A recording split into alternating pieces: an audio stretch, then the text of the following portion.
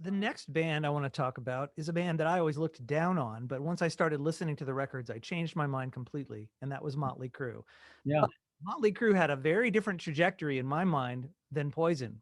I'm going to go through these some of these albums here. They start with Too Fast for Love, and it has no producer, and it's pretty sloppy actually. There's places where the drums aren't even synced to the rest of the band. It's kind of like a shocker. They don't really sound like themselves even. It doesn't quite sound like Motley Crue. It's just a record. Uh, Right. then you have Shout at the Devil. You produced 3 albums with them. Shout at the Devil was the first one, and this is their breakthrough album where they start to sound like Motley Crue. A good Motley Crue record. Then Theater of Pain, which is actually really slick. That is a slick record. It's all of a sudden bang, bang, bang. Everything sounds like where it's supposed to be. Yeah. And then Girls, Girls, Girls. All of a sudden, the band is getting sophisticated. And you Yeah. got a song like Wild Side, which Yeah. changes meter in the chorus from 4/4 to 6/4. Like, what's going on with Motley Crue? How are they getting so much better? And then, of course, you left the label before Dr. Feelgood, but of course, that's a tremendous album, and that blew the lid off of everything. Yeah. So, talk Yeah. about this trajectory that Motley Crue went through. Well, you know, they improved a whole lot from when I met them to when I left them, or they left me, whatever. Um, Nicky had broken his shoulder on Shout at the Devil. They were still pretty raw, and it's their fans probably overwhelming favorite album. For me, it was just a little dirty, a little, and that's what they wanted.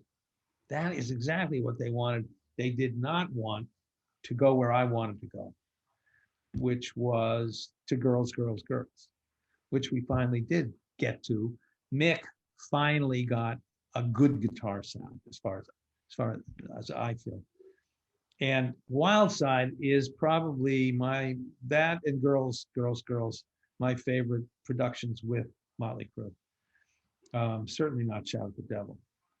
Um, Wild Side, he was a big experimenter. He loved toys. He loved technology and very adventurous. So he had a lot of samples on there. Um, I just thought it was great. It's just a wonderful song. He and Mick Mars, I feel, are standout musicians. I mean, Tommy is a genius drummer. He has a very down to earth style, pretty straightforward, 4 on the floor, but he's really good and he's really right for that band. And I think Mick Mars is a very underrated guitar player. He's good. He's got those. He's got licks like Keith Richards. He's got. He's just great. Um, and he worked with me very well. We would do the song, and then I'd suggest that he do a fill in between this chorus and this verse, and he'd say, "Well, what should I?" I'd sing something to him, and he'd work on it. It was great. That was really good. We can Sorry, take a that's sec. No, it's fine. We can take a second to let that go by, and I can just cut it when we do okay. an edit. It's done. Okay. That's Julia of Julia's Music. Oh, okay. Neat. Maybe we'll leave it in. The production company. Yeah. That's kind of cool. So it's interesting. You talk about shout at the Devil. You said they wanted to be rougher, and you let them. Were you under pressure from the label to push them towards hits, and you resisted that? How did that play out? People always think that I've heard that a lot. That the label wants you to do. The labels just didn't get involved. Right.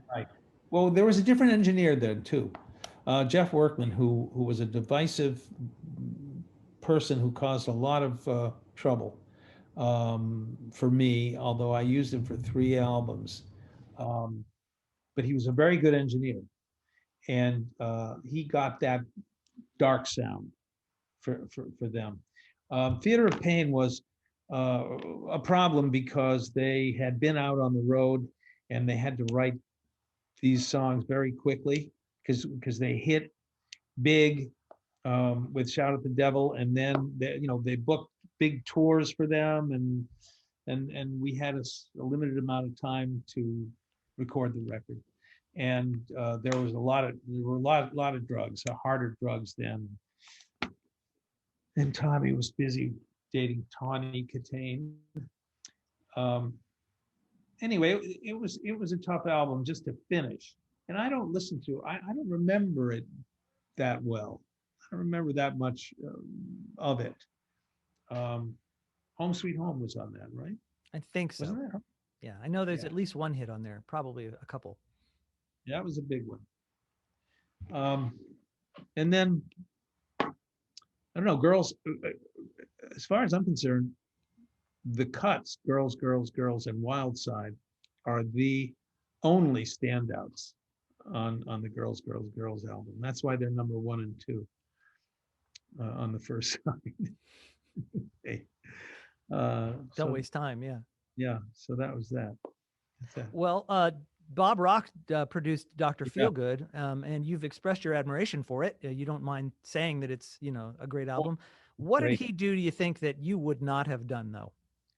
Oh, gosh. Well, I think the biggest difference was the band, because they were a health SWAT team. They were fairly completely drugged out when I worked with them, the whole time I worked with them. And when they went to Canada to work with Bob, they weren't drinking. They weren't doing drugs. They were going to the gym. That's not fair. It's not fair. No. But so I think they were really in great shape. That made a difference in their performance. And he's just good. He's very good. I think Dr. Feelgood and Kickstart My Heart are excellent productions, really. Well, I want to move to the last of the 3 bands that I listened to, and this is the most confusing of all. This is Cheap Trick. This why confusing?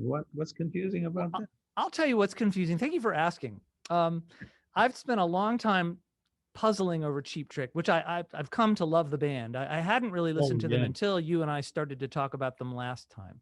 And I agree with your assessment about how good these musicians are, but there is something very odd about them as a band that I finally was able to put my finger on. And I'm gonna shoot it by you here.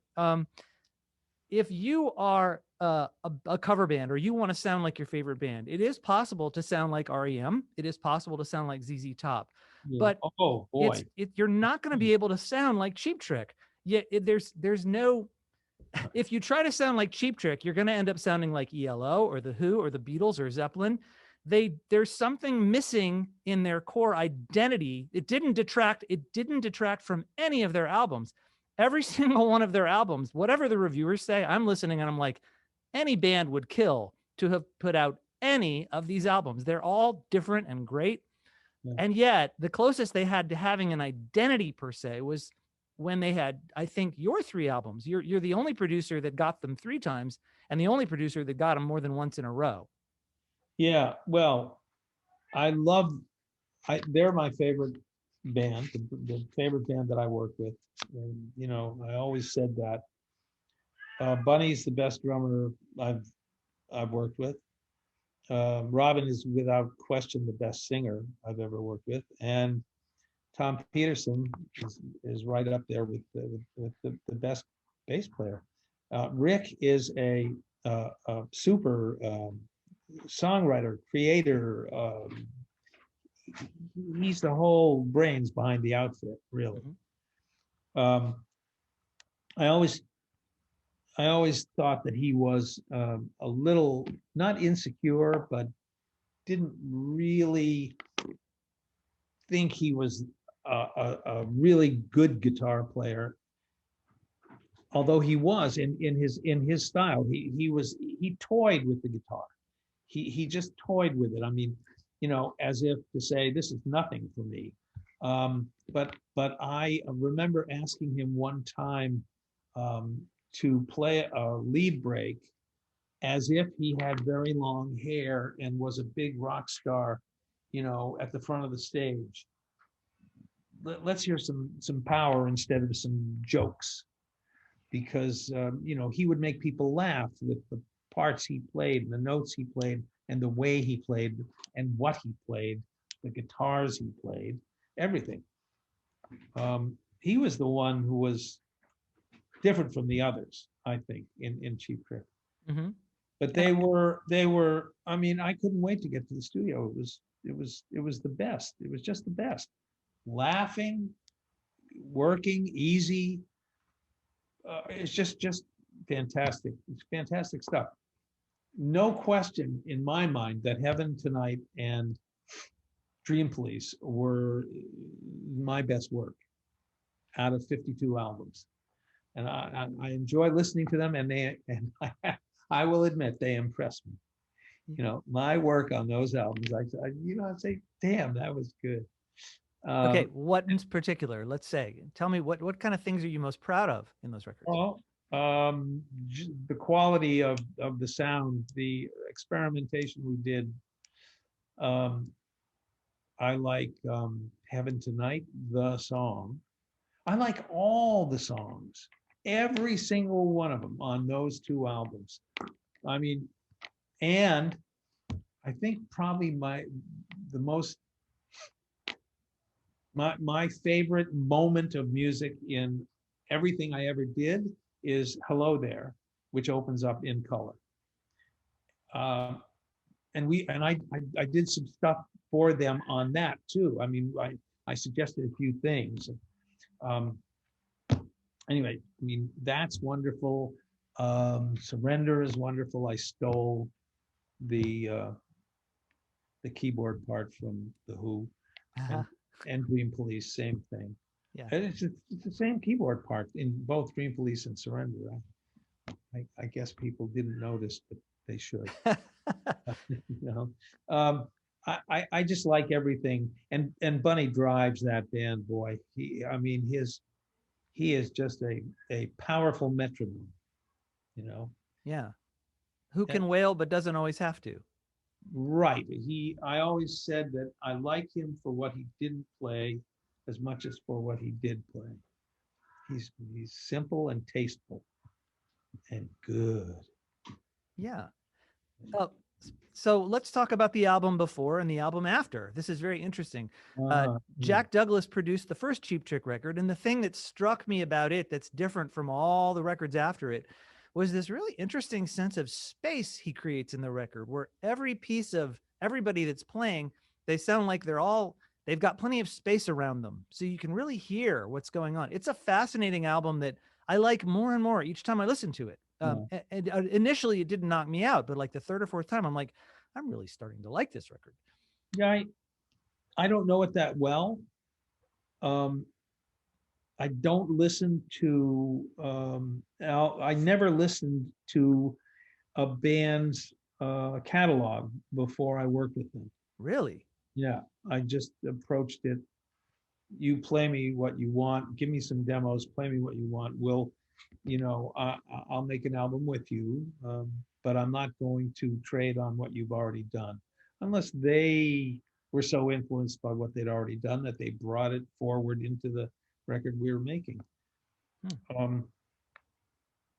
So Jack Douglas, he continued to produce long after that. Your trajectory ended just because of the business changed on you, but it didn't happen for Jack. This is a side thing. I want to get back to Cheap Trick, but how do you suppose Jack Douglas managed to stay a producer in the industry? Many, there are some. I had a 20-year run. That's pretty long for a producer, but there are other, producers, Jerry Wexler and Arif and Tom Dowd and Mutt, and I mean, there's about probably 10 of them out there who could work their entire lives and still make good records when they're over 60, say. Yeah. Which is ancient for a record producer. I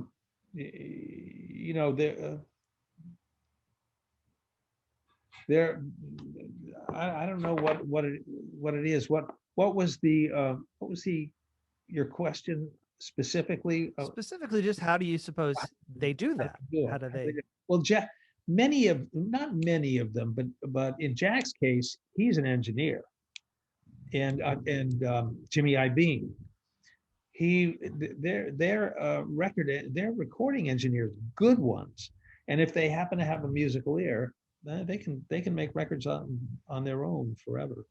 Um, Jimmy Iovine had Shelley Yakis, who was his engineer. He used him like I used my engineers, which was basically for everything except thinking about the music. But I couldn't. I barely touched the console. I'm completely non-technical, so I depended totally on the recording engineer. And when I found a good one, I stayed with them as long as possible. I made 16 records with Gary Ladinsky. That's a lot of records. That's a long time. And we had great fun. He finally burned out and went into the equipment rental business, but he was very good. And Jeff Workman was very good too. And then I had two others, Dwayne Barron and Eddie Delana. They were all great engineers. But if you're, and they could all produce records too, if they wanted to. I think that's probably about half the engineers who lasted, more than 20 years were recording engineers. The others are just really, good timing, good ears, like Jerry Wexler. And Tom Dowd was an engineer. Anyway. Yeah, well, let's get back to Cheap Trick. Very interesting thing happened after Dream Police.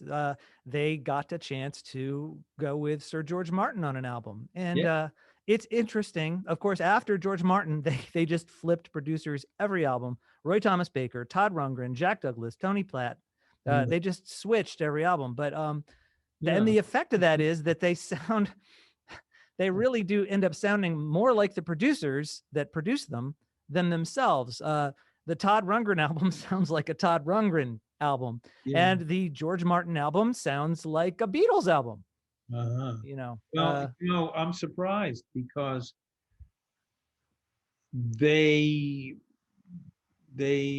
say that they want to be this, and this, and they resented any effort on my part. This is after the fact, right? Way after the fact. That Rick said he resented any effort of mine to soften them, change them, pop them up. I think almost all of the bands that I worked with, because of my pop orientation, wanted to sound harder, louder, and angrier. Especially Twisted Sister. They were like, and maybe Motley a little bit, although Motley was, they were hard enough for the time. I'm surprised because Cheap Trick definitely had an identity, or they said they had an identity, and I wouldn't think that they were colored they would agree to be colored by the people they worked with. Well, I don't know that the people they worked with necessarily colored them, but they certainly, I think the fact is they're so good that if they want to sound like someone, they can sound like them. And that can be a great thing, but it also, bands are identified by their limitations too. I mean, there's certain sounds that bands create and they don't, REM sounded like a lot of different things too across their albums, but they always sound like REM. They don't end up sounding like the Beatles or Radiohead. Cheap Trick, you can say, hey, even within songs, hey, there's the Who. Oh, they just switched to Jeff Lynne. It's almost like a drinking game. I thought that they wanted to be more the Who, and I wanted them to be more the Beatles. And you both won. Yeah, I guess. Yeah. But well, so I have a wild card question for you. And it is about partying with the band. Oh my! The danger, of course, of being in a band and even being with a band when you're in that bubble, is it sweeps you away and you can really have a lot of fun and it can wreak havoc on your relationships. But, you know, you've got a good family life and you've maintained it. How did you Superman Clark Kent your way through those bands like that? Well, my family is very important to me. So was my fun. I don't know. I was a moderate party animal, but I ran every day. I would clean up between projects, and I never engaged in hard drugs. Cocaine, yes, if that's a hard drug. Everybody snorted tons of cocaine in the 70s and 80s in Los Angeles. I mean, the town literally ran on cocaine. But still, you know, we did good work. We really did good work. I mean, I would try to not get to the point, or let the session not get to the point where it broke down because everybody was having too good a time. It's good to party with the band because it makes you a little bit one of them. You join the band for a while, while you're working, but a little distance helps to create a little authority, you know, and influence. You do not want to, I don't want to say get down to their level, but you don't want to, you want to maintain just a little bit of decorum and a little bit of authority. Say, now boys, you know, let's get back to work here.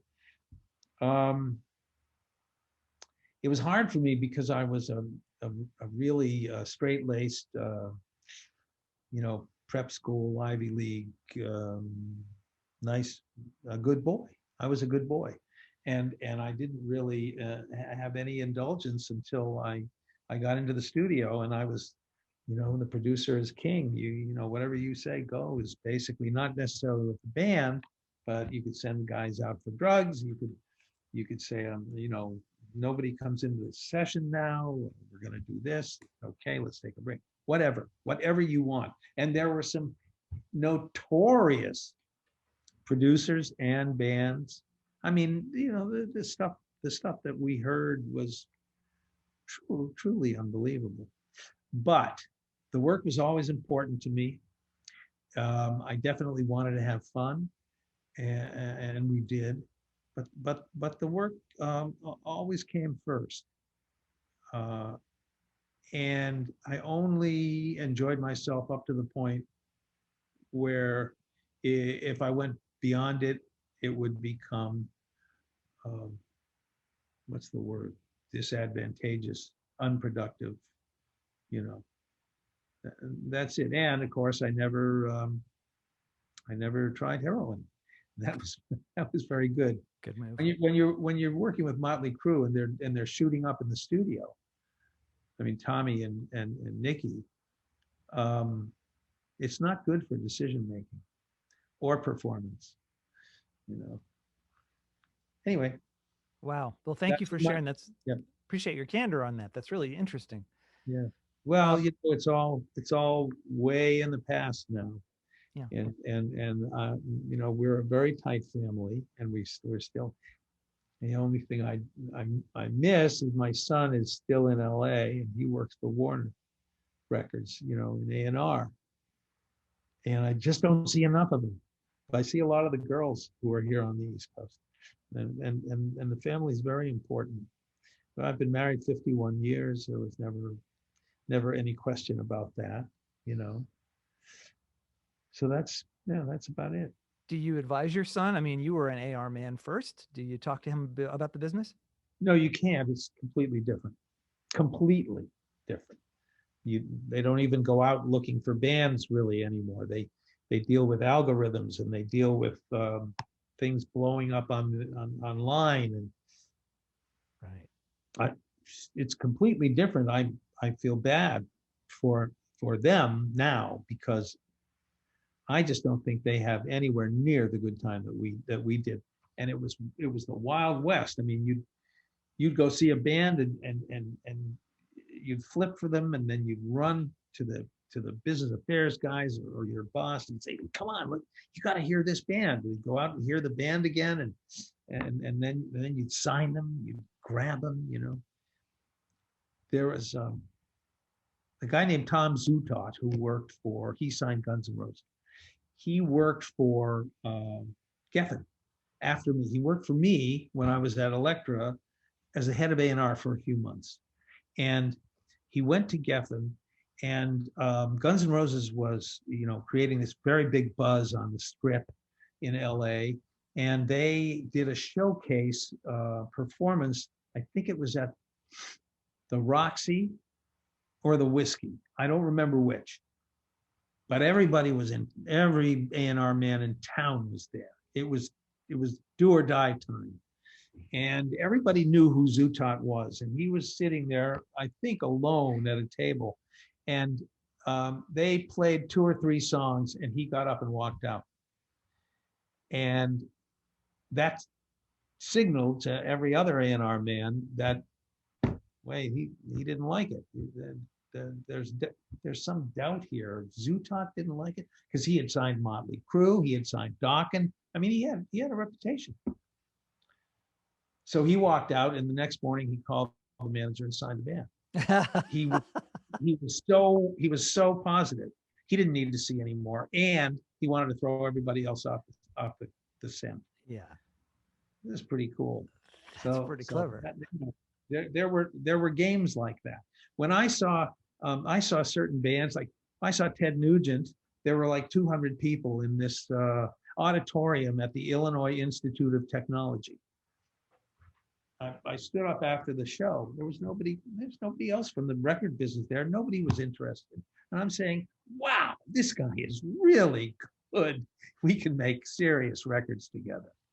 I saw Rush at a high school gym, a high school auditorium in a suburb of Toronto. And you know, they received a nice you know, applause. But I said, whoa, you know, this is an amazing band. And I went backstage and I talked to them.